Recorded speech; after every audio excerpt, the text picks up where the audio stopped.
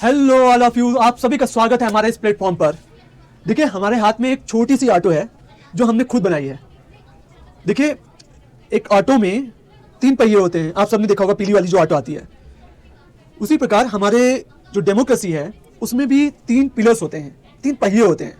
एक होता है एग्जीक्यूटिव, एक होता है पार्लियामेंट और एक होता है जुडिशरी।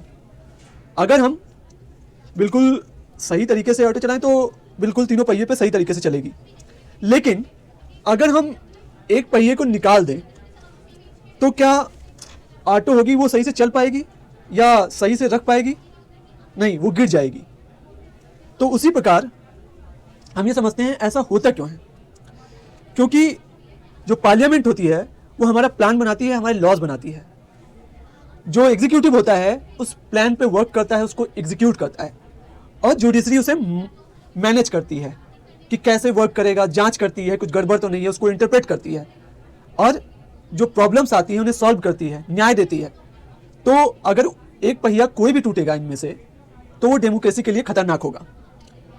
तो जो पहिया है उनमें से जो सबसे लास्ट वाला पहिया है या तीसरा पहिया है जुडिशरी, हम उसको पढ़ने जा रहे हैं। क्या होता है जुडिशरी? पुराने ज़माने में क्या होता था कि जब राजा महाराजा हुआ करते थे तो उनके पास सभी पावर थी कि वही नियम बनाते थे, वही उसे लागू करते थे और वही सजा देते थे, जांच करते थे क्या सही है। उनके ऊपर कोई नियम कानून लागू नहीं होते थे। धीरे धीरे समाज का विकास हुआ, सब लोग इकट्ठा हुए और उन्होंने सोसाइटी विकसित की। सोसाइटी आने के बाद धीरे धीरे डेमोक्रेसी आई, और डेमोक्रेसी में महसूस हुआ कि तीनों फंक्शन अलग होने चाहिए, और जुडिशरी का काम जुडिशरी देखेगी, मतलब न्याय का काम एक अलग विभाग देखेगा। तो जन्म होता है जुडिशरी का, यानी न्याय तंत्र पूरा एक अलग संस्थान ही होगा, और डेमोक्रेसी में उसे जुडिशरी नाम देते हैं।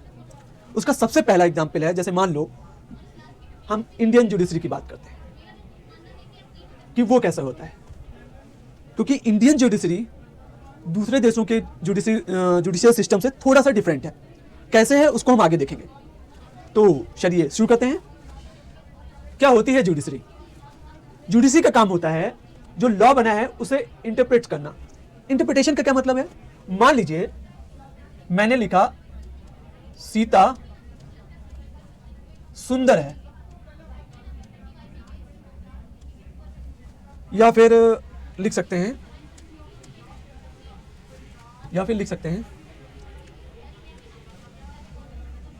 राधा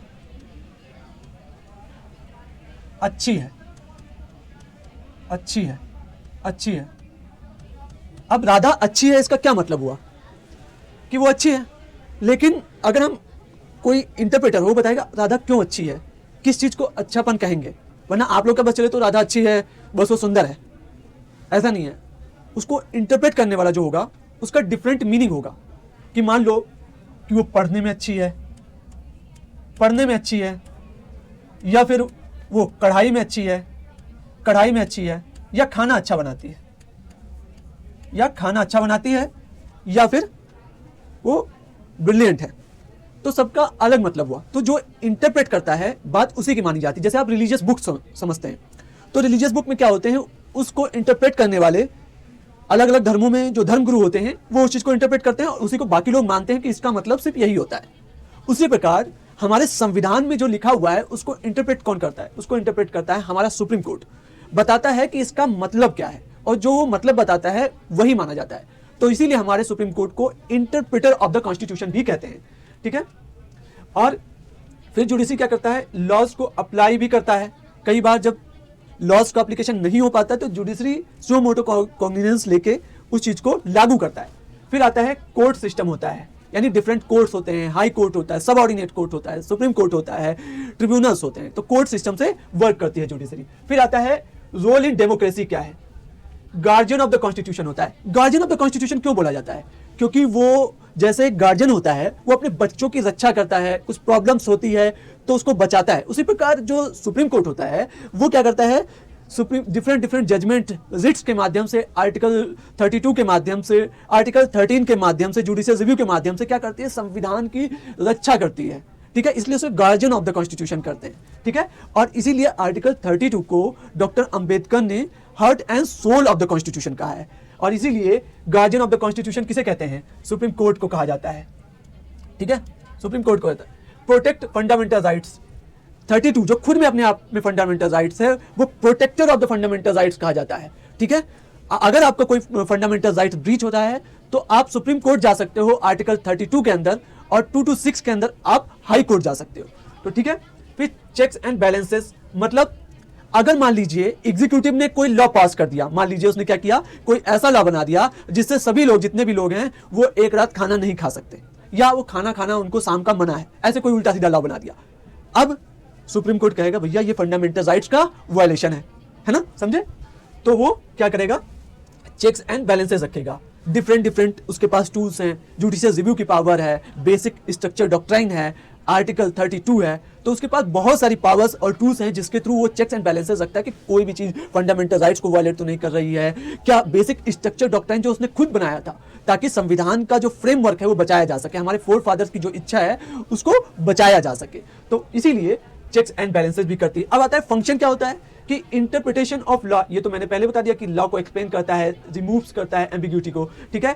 डिस्प्यूट का रिजोल्यूशन करता है, सेंटर और स्टेट के बीच जैसे लड़ाई हो गई किसी चीज को लेकर, जैसे मान लीजिए वेस्ट बंगाल में ममता बनर्जी और सेंटर में मोदी जी, दोनों के बीच में आपस में किसी बात को लेकर किसी मैटर स्टेट और सेंटर के बीच विवाद है, तो ये लोग कहाँ जाएंगे? ये जाएंगे सुप्रीम कोर्ट में। आगे हम पढ़ेंगे कौन सा ये जुडिक्शन में आता है, ओरिजिनल में आता है, कहाँ आता है, ठीक है। फिर स्टेट वर्सेस स्टेट के मैटर में भी ये दखल देंगे। मान लीजिए जैसे कर्नाटक और तमिलनाडु के बीच रिवर का विवाद हो गया, तो ऐसे केसों में कौन सॉल्व करता है? तो कोर्ट आता है। इंडिविजुअल और गवर्नमेंट के बीच पंगा हो गया कि फंडामेंटल राइट्स हड़प लिया गवर्नमेंट ने, तो इस केस में क्या होगा कि लोग कहाँ जाएंगे? वो कोर्ट जाएंगे, 32 के अंदर जाएंगे, वो रिट्स इशू कराने के लिए सुप्रीम कोर्ट, और 226 के अंदर जाएंगे हाई कोर्ट। तो इस प्रकार डिफरेंट तरीके से ये डिसीजन है, और फाइनल डिसीजन जो होता है वो कोर्ट का होता है। फिर आता है गार्जियन ऑफ द कॉन्स्टिट्यूशन, वही जुडिशियल रिव्यू की जो पावर है उसकी, ठीक है। आर्टिकल 13 के अंदर स्ट्राइक डाउन लॉज, जो फंडामेंटल राइट्स को फॉलो नहीं करते उन सभी लॉज को क्या करता है? स्ट्राइक डाउन कर देता है। कहता है भैया ऐसी बात नहीं है कि तुम फंडामेंटल राइट्स को कोई भी चीज क्रॉस कर रही हो तुम बना दो उसको, ऐसा पॉसिबल नहीं है, ठीक है। तो आप समझ गए होंगे कि जुडिशरी का मतलब क्या होता है, जुडिशियल पावर का मतलब क्या होता है, इंटरप्रिटेशन ऑफ लॉ का मतलब क्या होता है, गार्जियन ऑफ द कॉन्स्टिट्यूशन का मतलब क्या होता है। तो अब आपको सारी चीजें बिल्कुल कनेक्शन में समझ में आ रही है। जिनको नहीं समझ में आ रही है वो बता सकता है कमेंट सेक्शन में कि हमें ये पॉइंट नहीं समझ में आ रहा है, तो हम उसको दोबारा से रिवाइज करवा देंगे, ठीक है। अब आगे चलते हैं। अब कहेंगे इंडियन जुडिशरी जो होती है उसके दो फंक्शन जिस बेसिस पे वो वर्क करती है वो है इंटीग्रेटेड जुडिशरी और पिरामिड स्ट्रक्चर। इंटीग्रेटेड जुडिशरी का मतलब क्या है? इंटीग्रेशन का क्या मतलब हुआ कि इंटीग्रेटेड है? इंटीग्रेटेड का मतलब होता है कनेक्टेड है। मतलब जैसे कि मान लो डिस्ट्रिक्ट एज सबऑर्डिनेट कोर्ट ने एक डिसीजन दिया, तो अगर आपको वो डिसीजन पसंद नहीं आया तो आप कहां जा सकते हो? आप जा सकते हो हाई कोर्ट। अगर हाई कोर्ट का कोई डिसीजन आपको पसंद नहीं आया तो आप कहां जा सकते हो? सुप्रीम कोर्ट जा सकते हो। और सुप्रीम कोर्ट से ऊपर कोई कोर्ट है नहीं, लेकिन वहां से आप डिफरेंट पिटीशन का यूज कर सकते हो, क्यूरेटिव पिटीशन का यूज कर सकते हो, रिव्यू पिटीशन यूज कर सकते हो। यानी आपके पास न्याय के तंत्र खुले हुए हैं। और यहां पर इंटीग्रेटेड कहने का क्या मतलब हुआ? मतलब एक कोर्ट ने जो डिसीजन दिया आप दूसरे कोर्ट में उसको अपील कर सकते हो। लेकिन अगर नॉन इंटीग्रेटेड जुडिशरी सिस्टम है तो मान लीजिए जैसे एक स्टेट हो गया, अभी हम यूएसए का आगे एग्जांपल देखेंगे तब इसको समझेंगे, ठीक है। तो इंटीग्रेटेड का मतलब क्या हुआ? कनेक्टेड। मतलब ये कनेक्टेड है, ये कनेक्टेड है, ये है कनेक्टेड, कनेक्टेड है, ये कनेक्टेड है। और जब कोई भी चीज कनेक्टेड होती है तो एक का प्रभाव दूसरे पे पड़ता है। मतलब जैसे डिस्ट्रिक्ट सबऑर्डिनेट कोर्ट ने कोई डिसीजन दिया तो अगर हाई कोर्ट ने उसे मान लो कैंसिल कर दिया तो प्रभाव पड़ा कि नहीं आपके जो जजमेंट है, तो जजमेंट पे प्रभाव पड़ता है अगर कनेक्टेड है। तो पिरामिड का मतलब आप जानते हो, पिरामिड आप सभी ने देखा ही होगा अगर घूमने गए हुए हैं आप इजिप्ट वगैरह। करो कि इजिप्ट वगैरह कहाँ हम घूमने जाएंगे, अभी तो पढ़ाई में ही व्यस्त है। तो बात करेंगे कि ये ऐसे जैसे पिरामिड हो गया, तो पिरामिड स्ट्रक्चर में क्या होता है कि एक दूसरे से जुड़ा हुआ होता है। और इंटीग्रेटेड भी सेम ही चीज होती है कि एक दूसरे पर प्रभाव पड़ता है इंटीग्रेशन का। तो आप हमारी जो जुडिशरी है वो इंटीग्रेटेड है, ठीक है, कनेक्टेड है एक दूसरे से, ठीक है। अगर मान लीजिए कर्नाटका का व्यक्ति उसके हाई कोर्ट में गया और उसका जुरिडिक्शन जरूर वहां पे है कर्नाटका में, लेकिन अगर वो वहां से किसी फैसले से असंतुष्ट है तो सुप्रीम कोर्ट आ सकता है। और सुप्रीम कोर्ट का जो जुरिडिक्शन है वो पूरे देश पे लागू है, ठीक है। ऐसा नहीं है कि वो किसी एक एरिया में या एक चीज पे लॉ नहीं बना, वो सभी चीजों पर लॉ बना सकता है जिस चीज पर हाई कोर्ट बना सकता है, ठीक है। तो एक बात समझ लेना, जैसे मान लो यूएस का रूल हो गया, तो यूएस में क्या होता है, अगली स्लाइड में देखते हैं कि जो यूएस में होता है वो डुअल जुडिशरी सिस्टम है, कि सेपरेट सिस्टम है, कि फेडरल कोर्ट्स अलग होते हैं और जो सुप्रीम कोर्ट सिस्टम है वो अलग होता है। तो क्या होता है कि जैसे स्टेट के जो लॉज हैं उन पर आप सिर्फ फेडरल कोर्ट्स में जा सकते हैं, जो सेंट्रल लॉज हैं उसमें आप सुप्रीम कोर्ट में जा सकते हैं, जो सेंट्रल लॉज हैं उस पर आप सुप्रीम कोर्ट में जा सकते हैं। लेकिन ऐसा इंडिया में नहीं है। इंडिया में अगर कोई लॉज आपको राज्य का है और आप उससे संतुष्ट हैं या असंतुष्ट हैं तो उन केसेस में आप क्या कर सकते हो, हाई कोर्ट भी जा सकते हो, सुप्रीम कोर्ट भी जा सकते हो। लेकिन ऐसा यूएस में नहीं है। तो इसका मतलब होता है डुअल जुडिशरी सिस्टम में इंटरकनेक्टेड नहीं होता है, इंटरकनेक्टेड जो होता है वो नहीं होता है, सिस्टम इंटरकनेक्टेड नहीं होता है। और अगर इंटरकनेक्शन नहीं है यानी अगर अलग अलग लॉज हैं, यानी लॉज जो होते हैं वो स्टेट लॉज जो होते हैं उन पर आप फेडरल कोर्ट में जा सकते हो, और जो सेंट्रल लॉज होते हैं उन पर आप कहां जा सकते हो, आप जा सकते हो सुप्रीम कोर्ट। बट जब इंटीग्रेटेड होगा तो उस केस में क्या होगा कि अगर वो इंटीग्रेटेड है तो आप राज्य का अलग नियम या सेंट्रल का अलग नियम, ऐसा कुछ नहीं कि हाई कोर्ट में इस लॉ के लिए जा सकते हो, सुप्रीम कोर्ट के लिए इस लॉ के लिए जा सकते हो, ऐसा नहीं है। आप किसी भी लॉ के लिए चाहे वो जुड़ा हुआ है तो आप सुप्रीम कोर्ट भी जा सकते हो और आप जा सकते हो हाई कोर्ट भी, ठीक है। अगर आपको हाई कोर्ट का फैसला पसंद नहीं आता तो आप सुप्रीम कोर्ट में अपील कर सकते हो उस चीज के लिए, ठीक है। और इसी प्रकार जो सबऑर्डिनेट कोर्ट्स होते हैं तो उनके फैसले से आप असंतुष्ट हैं तो आप जा सकते हो हाई कोर्ट। तो इस प्रकार ये होता है। और इसमें यूनिफॉर्म लॉ सिस्टम है, समझ गए यूनिफॉर्म लॉ सिस्टम का, कि मतलब लॉज जो हैं वो समांतर हैं, कि एक ही लॉज हैं उस पर आप हाई कोर्ट पे जा सकते हो, सुप्रीम कोर्ट भी जा सकते हो, ठीक है। अब आप समझ गए होंगे कि हमारे कहने का क्या मतलब था, ठीक है। अब आगे चलते हैं कि सुप्रीम कोर्ट ऑफ इंडिया किस आर्टिकल में बात की गई है, सारी मतलब हमारे कॉन्स्टिट्यूशन में सुप्रीम कोर्ट का कहाँ कहाँ जिक्र है, उसकी पावर्स डिफरेंट अलग अलग जगह बिखरी हुई हैं। तो हम सुप्रीम कोर्ट का जो बनना है वो आर्टिकल 124 से लेकर 147 के बीच डिस्कस करते हैं। तो इसमें क्या होता है, कंपोजिशन कैसा होता है, एक सीजीआई होता है प्लस जज होते हैं, ठीक है। सीजीआई होते हैं, जज होते हैं।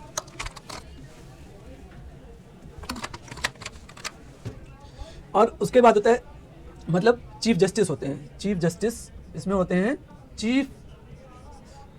चीफ जस्टिस ऑफ इंडिया,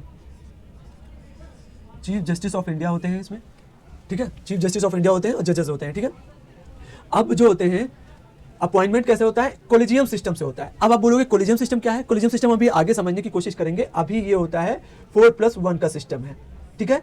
यानी 4 जजेस प्लस जो उस समय करंट में जो सीजीआई होता है वो मिलकर डिसाइड करते हैं कि नेक्स्ट जज कौन होगा, और वो गवर्नमेंट का पास भेजते हैं। लेकिन गवर्नमेंट उसे बस 1-2 बार वापस कर सकती है, लेकिन अगर उसे सुप्रीम कोर्ट फोर्स करेगा तो उसे करना ही पड़ेगा, मतलब बाउंड टू हैपन होता है। यानी अल्टीमेट डिसीजन किस पे होता है, अल्टीमेट डिसीजन जो होता है वो सीजीआई और इन 4 जजेस पे होता है, और यही कोलिजियम सिस्टम है, ठीक है। जिसे कोशिश की गई थी गवर्नमेंट द्वारा 2015 में एनजेएससी से हटाने के लिए, लेकिन उसे सुप्रीम कोर्ट ने स्टक डाउन कर दिया था 99 जो कॉन्स्टिट्यूशनल अमेंडमेंट एक्ट है, ठीक है। तो अब आपको ये बात समझ में आई होगी कि अगर हमको समझना है कि कोलिजियम सिस्टम को, तो हमें यह समझना होगा सुप्रीम कोर्ट वर्क कैसे करता है।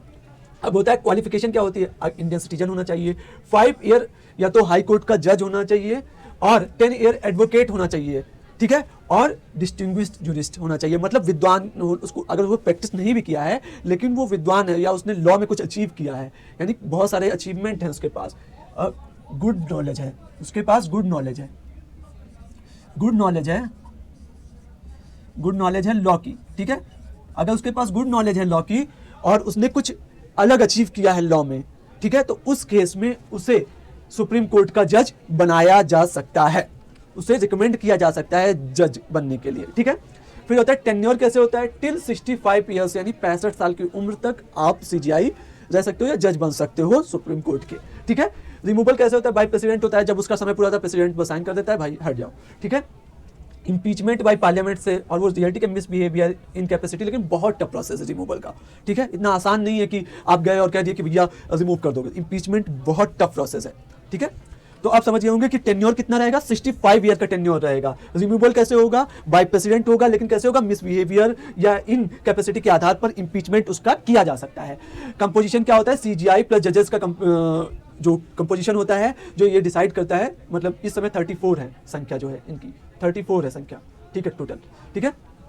अपॉइंटमेंट कैसे होता है, कोलिजियम सिस्टम से होता है, यानी आपस में ही मिलकर वो बता देते हैं कि कौन नेक्स्ट सीजीआई होगा या कौन जज होगा, ठीक है। अब आता है क्वालिफिकेशन क्या है, इंडियन सिटीजन होना चाहिए, 5 ईयर एससी में जज होना चाहिए और 10 ईयर एडवोकेट होना चाहिए या डिस्टिंग्विश्ड जूरिस्ट होना चाहिए, ठीक है। समझ में आया कि गुड नॉलेज ऑफ लॉ होना चाहिए, लॉ में उसने लॉ फील्ड में कुछ अचीव किया हो, ऐसा नहीं कि मुंह उठाया और चले आए कि हम जज बनना, ऐसा नहीं पॉसिबल है, ठीक है।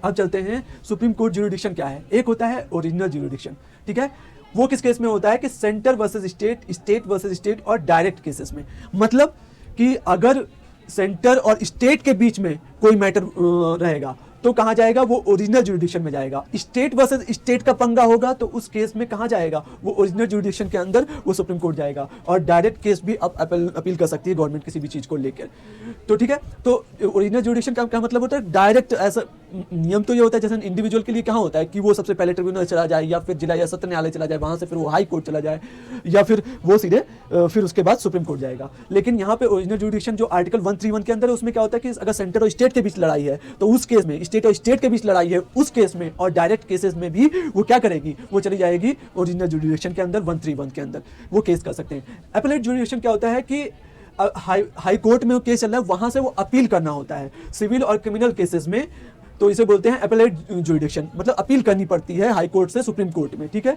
उसके बाद आता है एडवाइजरी ज्यूरिडिक्शन, ये केवल राष्ट्रपति के लिए होती है और ये अपीलेट ज्यूरिडिक्शन 132 के अंदर आती है, ठीक है, 132 के अंदर आएगी, ठीक है। एडवाइजरी ज्यूरिडिक्शन क्या होती है, आर्टिकल 143 के अंदर आएगी। प्रेसिडेंट सीक्स एडवाइस, यानी अगर प्रेसिडेंट को किसी मामले पर उनको जरूरत है लॉ के किसी इंटरप्रिटेशन की या समझने की जरूरत है, उस केस में क्या होगा कि एडवाइजरी ज्यूरिडिक्शन के अंदर वो आर्टिकल 143 के अंदर प्रेसिडेंट एडवाइस ले सकता है। लेकिन जरूरी नहीं है कि उसने एडवाइस ली है तो ये बाइंडिंग, उसने एडवाइस ली है, प्रेसिडेंट की इच्छा पे है कि वो माने या ना माने, ठीक है।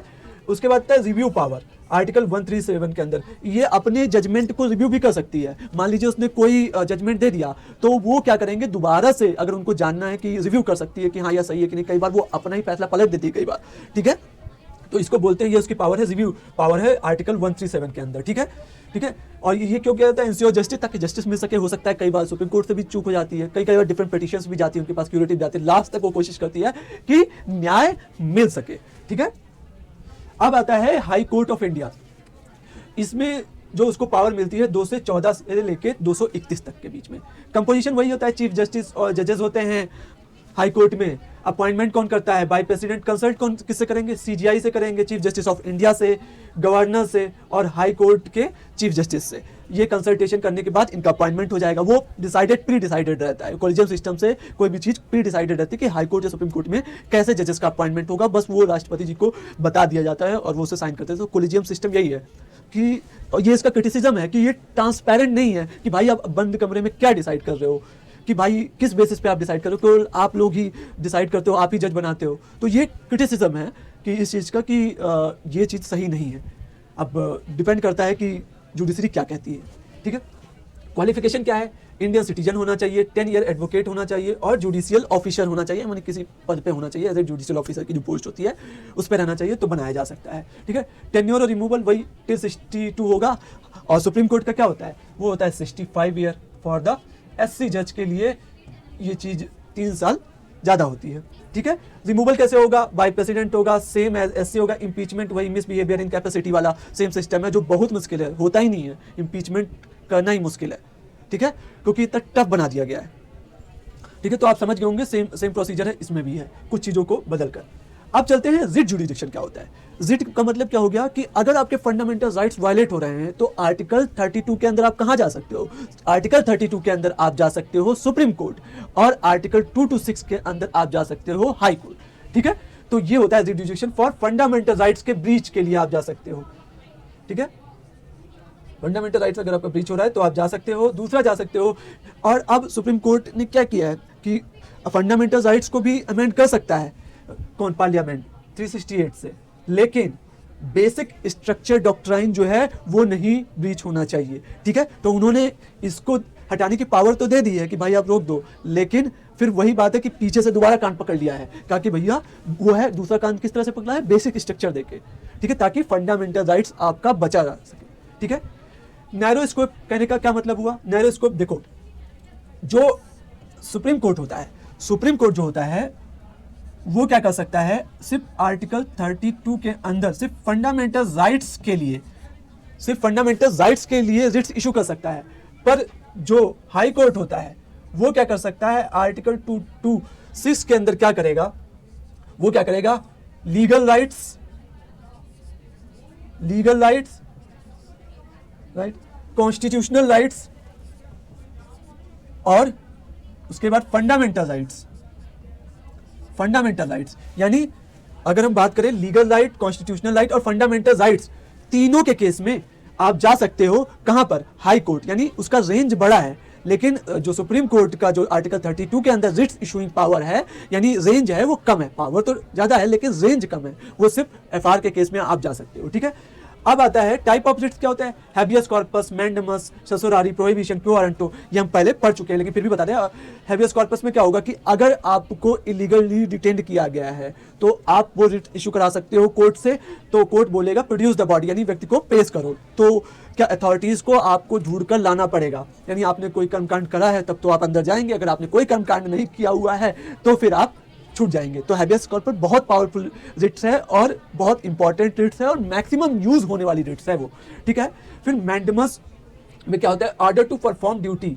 ठीक है, अब मान लीजिए आप कोई ऑफिसर बन जाते हो और आप कोई अपना काम चोरी करना शुरू करते हो, तो उस केस में क्या होगा कि आपके खिलाफ कोई मैंडेमस इशू करा सकता है कि भाई पब्लिक अथॉरिटी जो हो वो आपको काम करना पड़ेगा, जो आपको मैंडेटरी है वर्ड, तो मैंडेमस इशू करवा सकता है कोई व्यक्ति अगर उसको रिट्स इशू कराना है। ठीक है, पब्लिक ऑफिसर से काम कराने के लिए। फिर आता है 2 सरसोरारी और प्रोहिबिशन, इसके बारे में हमने पहले ही बात की थी कि इसमें क्या होता है, prevention is better than cure, अगर आपको याद है तो आपको ये दोनों समझ में आए। प्रिवेंशन मतलब होता है प्रोहिबिशन, यानी कोई भी जो जस्टिस है या फिर कोई भी ऑर्डर है वो आने से पहले रोका जा सकता है। अगर लोअर कोर्ट या फिर सबऑर्डिनेट कोर्ट कोई अपने जुरिडिक्शन से बाहर कोई फैसला देती है, उस केस में प्रोहिबिशन रिट्स को इशू कराया जा सकता है।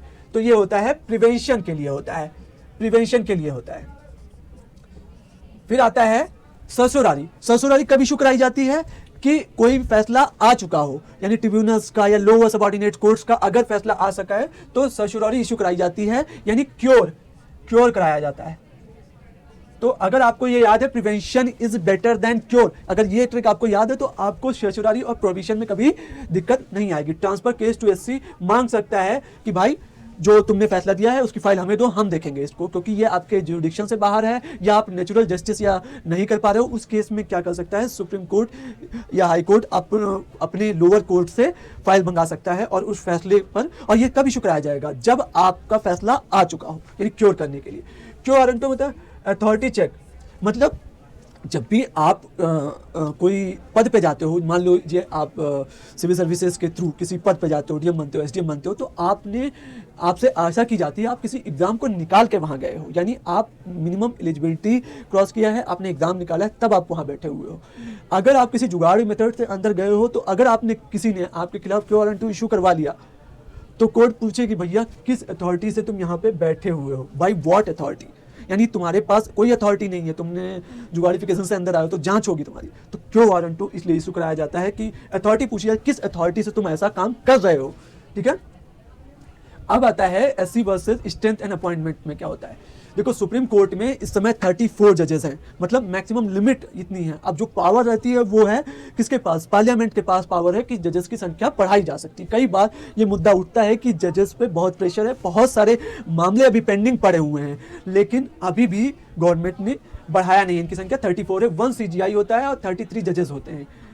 1950 में जब से स्टार्ट हुआ था तब उस समय 8 थे, अब इनकी संख्या बढ़कर 34 हो गई, लेकिन अभी भी जजेस की संख्या और चाहिए, कम है।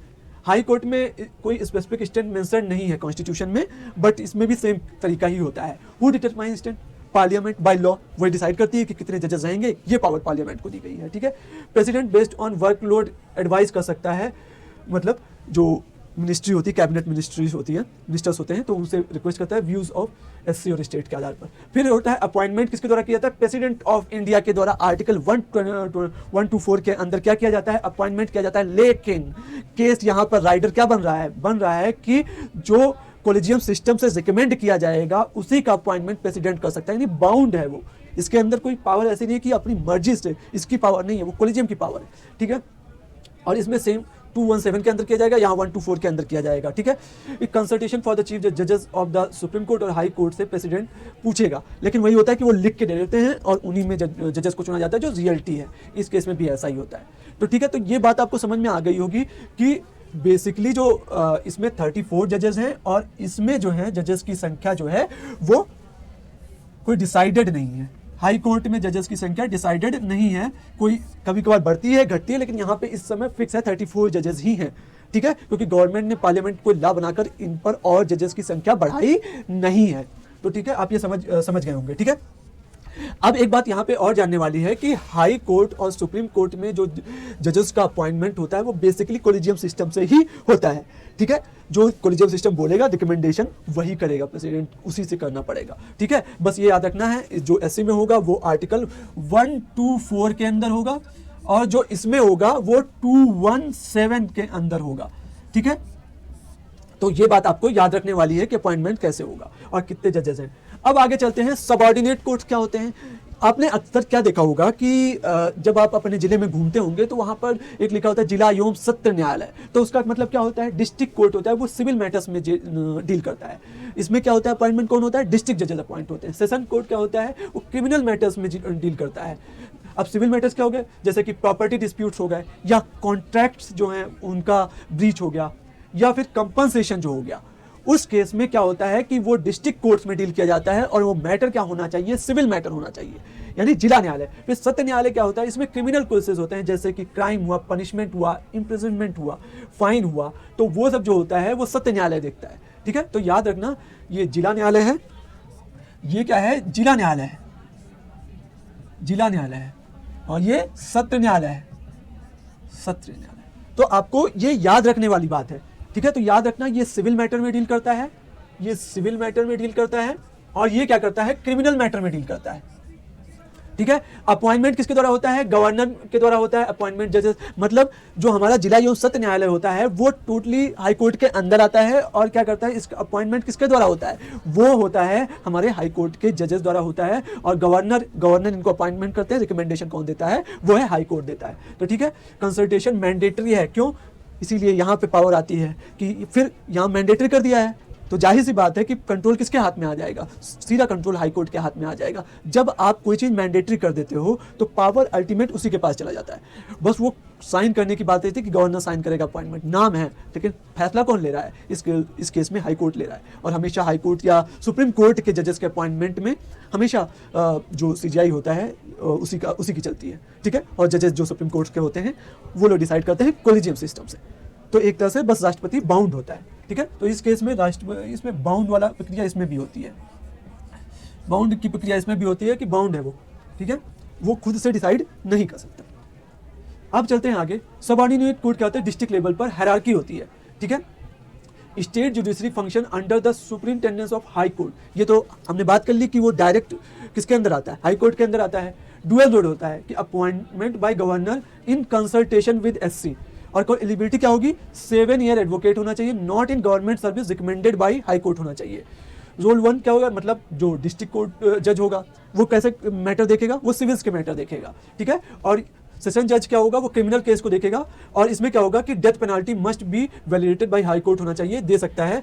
मतलब सेशन जज can award life imprisonment and death penalty, लेकिन वो हाई कोर्ट के फैसले के अधीन होना चाहिए।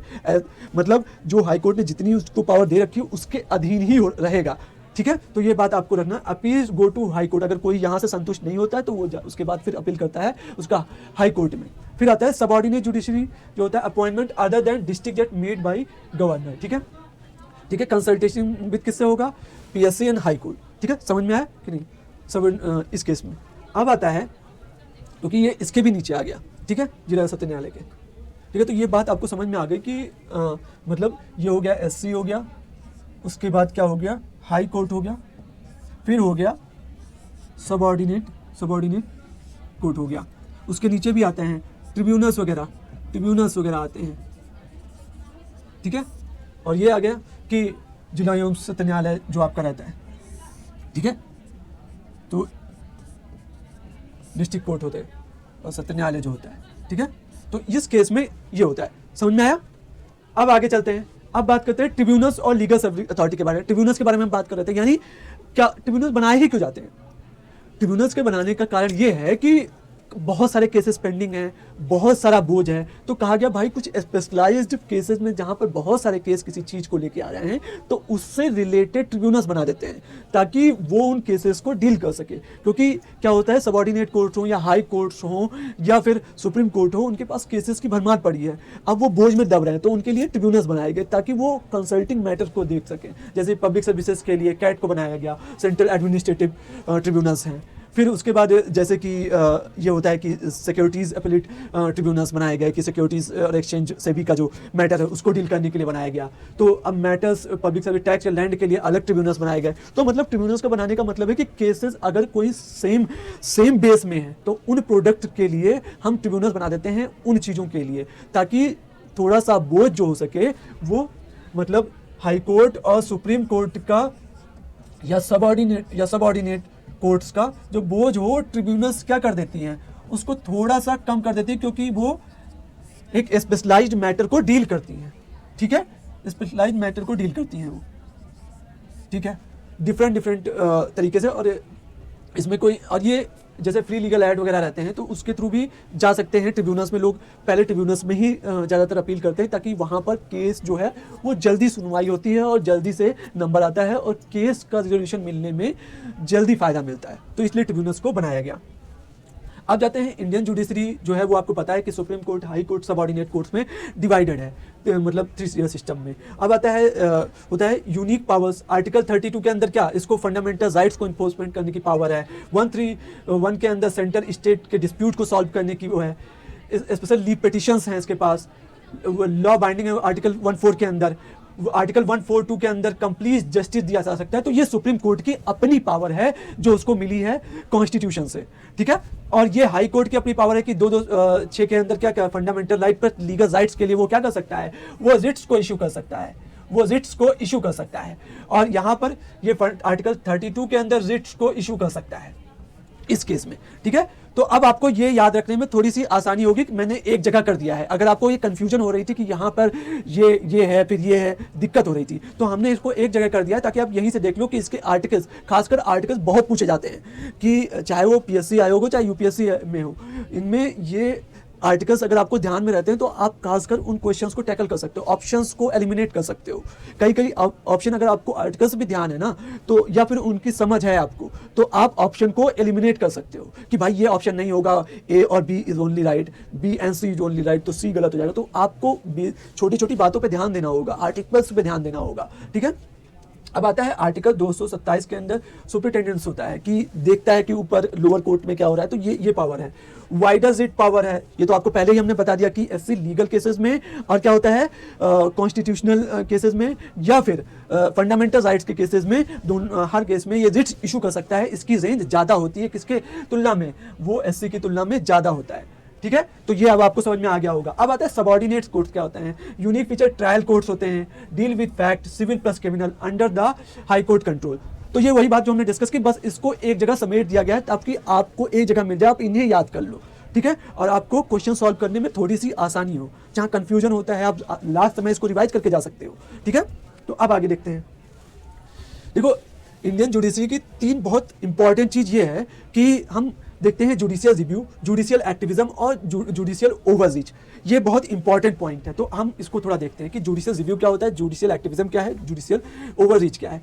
देखो, जो जुडिशियल रिव्यू होता है वो क्या होता है कि ये इसको पावर देता है आर्टिकल 13 के अंदर कि अगर कोई लॉ पास किया गया है तो क्या वो फंडामेंटल राइट्स के साथ है, कि अगर वो फंडामेंटल राइट्स के साथ है तो वो रहेगा, मतलब, और अगर उससे फंडामेंटल राइट्स को वायलेट कर रहा है तो वो लॉ छन के निकल जाएगा। यानी इस केस में क्या होगा, जुडिशियल रिव्यू कर सकता है कि आर्टिकल 13 के अंदर कोई भी लॉ जो पार्लियामेंट ने बनाया है या फिर कॉन्स्टिट्यूशनल अमेंडमेंट किया है आर्टिकल 368 के अंदर, तो उस केस में भी इसका जुडिशियल रिव्यू हो सकता है। ये किसमें, केशवानंद भारती केस में कोर्ट ने क्लियर कर दिया है। ठीक है, कि आप पूरा अमेंड कर सकते हो, पूरा कॉन्स्टिट्यूशन बदल दो, लेकिन आप कॉन्स्टिट्यूशन का बेसिक स्ट्रक्चर नहीं हटा सकते। उसका बेसिक स्ट्रक्चर जो है वो बेसिक स्ट्रक्चर रहेगा ही रहेगा। ठीक है। तो ये आपको जुडिशियल एक्टिविज्म क्या होता है? एक्टिविज्म क्या होता है कि कोई भी एक्टिविस्ट होता है, यानी कोई पॉलिटिकल एक्टिविस्ट हो गया, तो अगर वो पॉलिटिकल एक्टिविस्ट है तो वो क्या करता है, किसी चीज को लेकर एक्टिविज्म करता है, किसी चीज को लेकर जाता है और कोर्ट में उसे दायर करता है और उसके लिए आवाज उठाता है। तो यहां पर कोर्ट क्या करती है, कई बार ऐसे फैसले सुओ मोटो ले लेती है, खुद से ले लेती है, फैसले खुद से ले लेती है और कहती है कि यहां पर हम जजमेंट देंगे, यानी उसको बोलते हैं जुडिशियल एक्टिविज्म। अभी हम इसके बारे में समझेंगे भी। जो जुडिशियल ओवररीच क्या हो सकती है, क्यों होता है कि कभी कभी क्या होता है कि एग्जीक्यूटिव हो गया हमारे पास, हमने अभी 3 सिस्टम की बात की थी, एग्जीक्यूटिव हो गया, पार्लियामेंट हो गया, मतलब लेजिस्लेचर। हमने अभी बात नहीं की थी कि थ्री चीजें होती हैं हमारे पास, 3 टियर हैं, ठीक है। तो अब क्या होता है कि जुडिशरी क्या करती है, जुडिशरी कई बार ये वाला काम जो है पार्लियामेंट का काम है उसमें हस्तक्षेप कर देती है, या कई बार क्या करती है कि वो एग्जीक्यूटिव काम में हस्तक्षेप कर देती है। जब ऐसा वो करती है तो उसको बोलते हैं हम जुडिशियल ओवररीच। यानी हमारे कॉन्स्टिट्यूशन में क्या कहा गया कि सबका अपना अपना काम है, यानी 3 डिफरेंट पिलर्स हैं, लेकिन कई बार जुडिशरी ओवररीच कर देती है, मतलब उनके काम में दखल देती है, यानी उनका काम खुद करने लग जाती है, तो उसको बोलते हैं जुडिशियल ओवररीच। ठीक है, समझ में आया? या पार्लियामेंट का जो काम होता है वो करने लग जाती है, यानी लॉ बनाने का काम। अब कैसे होता है, अभी हम आगे कुछ एग्जाम्पल देखेंगे तब आपको समझ में आएगा। ये आपने वहीं से लिखा हुआ है, जुडिशियल रिव्यू क्या होता है, ये सेम चीजें वही लिखी हुई हैं जो हम आपको समझा रहे थे कि प्रोटेक्ट कॉन्स्टिट्यूशन के लिए होता है, फुली एक्सेप्टेबल है, स्ट्राइकिंग डाउन लॉ होता है। हमने इसमें क्रिएटिव एंड प्रोएक्टिव, आप इसको खुद से पढ़ सकते हो। ये सारी चीजें जो हम आपको समझाया है वो बस इसको हमने समराइज करके आपको दे दिया है, ठीक है। अब जैसे समझने की कोशिश करते हैं जुडिशियल रिव्यू में, जैसे केशवानंद भारती केस था, तो उसमें इन्होंने फैसला दे दिया था कि सबसे इंपॉर्टेंट केस माना जाता है और यहीं से बेसिक स्ट्रक्चर डॉक्ट्राइन भी आया। तो उस केस में ये जुडिशियल रिव्यू मतलब आर्टिकल 13 और आर्टिकल 368 से ज़्यादा सुप्रीम कौन है, वो है हमारा कॉन्स्टिट्यूशन, यानी बेसिक स्ट्रक्चर सबसे इंपॉर्टेंट है, ठीक है। फिर आता है जुडिशियल रिव्यू के मिनरवा में केस में कहा कि आप सारी चीज़ों को बदल सकते हो, फंडामेंटल राइट, लेकिन बेसिक स्ट्रक्चर रहना चाहिए। उससे पहले के केसेस के बारे में बात किया है कि लिमिटेड अमेंडिंग पावर है, इसी में बताया गया था कि आपके पास ऐसा नहीं है कि आप आर्टिकल 368 का यूज करके आप पूरा कॉन्स्टिट्यूशन ही दोबारा से लिख डालो। अब आप लिख नहीं सकते क्योंकि हमारी कॉन्स्टिट्यूशन असेंबली खत्म हो चुकी है। हमारे फोर फादर ने जिस बेसिस पे कॉन्स्टिट्यूशन बनाया था वो बेसिस रहेगा और उसी को basic structure of the constitution कहा गया। तो ये बात अब आपको समझ में आ गई। अब आता है जुडिशियल एक्टिविज्म क्या होता है। पहले विशाखा केस देखते हैं। क्या था कि विशाखा केस में एक भंवरी देवी महिला थी, उनका क्या था, अपने पति के सामने उनका रेप किया गया था, 1992 की बात है। तो ये केस चलते चलते गया और एक गाइडलाइन इशू करता है जिसमें ये बताया गया कि वर्क प्लेस पर महिलाओं के साथ जो अभद्रता होती है या महिलाओं के साथ जो हिंसा हो सकती है या सेक्सुअल हैरेसमेंट जो हो सकता है, उसके लिए गाइडलाइंस हैं, विशाखा गाइडलाइन, जो फॉलो करनी होंगी ताकि उनके साथ ऐसा ना हो। तो एक कोर्ट ने विशाखा गाइडलाइंस इशू की और विशाखा केस वही है, ठीक है। भंवरी देवी केस बहुत इंपॉर्टेंट था, 1992 का ये केस है, बहुत इंपॉर्टेंट जजमेंट आया था। और वर्क प्लेस पर जो वुमेन्स के लिए एक बेटर माहौल बनाया जा सके तो सुप्रीम कोर्ट ने खुद से ये जुडिशियल एक्टिविज्म का काम किया। फिर मेनका गांधी के केस में क्या हुआ कि इसमें आर्टिकल 21 को और ब्रॉड स्पेक्ट्रम दिया कि राइट टू लाइफ जो है उसका कितना ब्रॉडर स्कोप है, ठीक है। आप किसी से उसका राइट टू लाइफ या लिबर्टी आप नहीं छीन सकते। तो ये भी जुडिशियल एक्टिविज्म का पार्ट था। अब आता है जुडिशियल ओवररीच का दो केसेस हैं, 2G स्पेक्ट्रम है और कोल एलोकेशन केस है। इसमें क्या किया था कि कोर्ट ने पॉलिसी कैंसिलेशन की डिबेट थी, इसमें लाइसेंस इशू किए गए थे 2G स्पेक्ट्रम में। तो इस कोर्ट ने क्या किया था कि ये काम गवर्नमेंट का था, एग्जीक्यूटिव का काम था कि लाइसेंस को कैंसिल करना, लेकिन सुप्रीम कोर्ट ने क्या किया था कि उसने खुद ही लाइसेंस को कैंसिल कर दिया था। और ऐसा ही कोल एलोकेशन केस में हुआ था, यहाँ जो लाइसेंस दिया गया था उसको कैंसिल कर दिया गया, ठीक है। हमारे कुछ लेक्चर्स के कुछ पॉइंट्स छूट गए हैं, हम उसे नेक्स्ट लेक्चर में देखेंगे। और आपको ये लेक्चर कैसा लगा जरूर बताइएगा, ठीक है। Thank you very much. और लेक्चर को अपने पॉइंट्स भी दीजिएगा।